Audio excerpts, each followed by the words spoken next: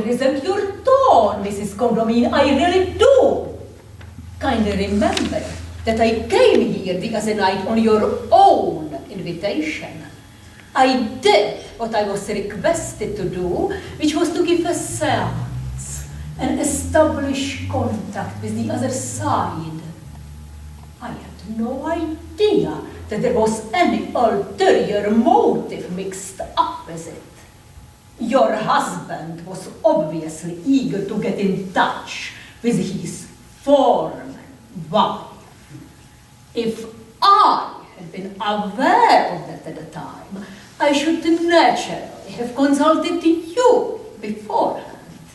After all, noblesse oblige. Am I to understand that I was only invited in spirit of mockery? Insufferable! I've never been so insulted in my life! I fear we have nothing more to say to one another, Mrs. Condamine. Goodbye!